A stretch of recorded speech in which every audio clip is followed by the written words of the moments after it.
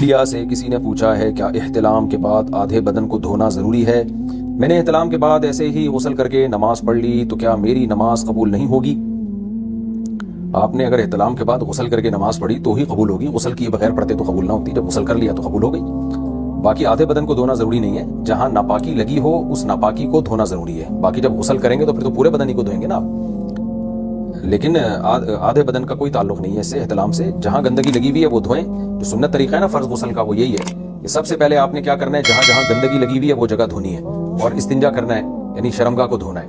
اس کے بعد پھر آپ نے ہاتھوں کو دھو کے پہلے قلی کرنی ہے، 3 دفعہ غرارہ بھی کرنا ہے اگر روزہ نہ ہو، منہ بھر کے قلی کرنی ہے اگر روزہ ہو تو 3 دفعہ ناک میں پانی ڈالیں اور وضو کر لیں، بہتر ہے کہ پورا پراپر وضو کر لیں آپ۔ اس کے بعد پھر سر پہ پانی ڈال کے پوری جسم پہ پانی بہا لیں، یہ افضل طریقہ ہے غسل کرنے کا۔ اور دوسرے درجے میں یہ بھی ٹھیک ہے کہ آپ نے گندگی دور کی، پھر استنجا کیا اور اس کے بعد ہاتھ دھوئے آپ نے، پھر قلی کی، ناک میں پانی ڈالی اور پھر ڈائریکٹ پورا غسل کر لیا۔ پہلے والا طریقہ زیادہ افضل ہے، دوسرا طریقہ بھی ٹھیک ہے، دونوں طریقوں سے سنت کا ثواب ملے گا انشاءاللہ۔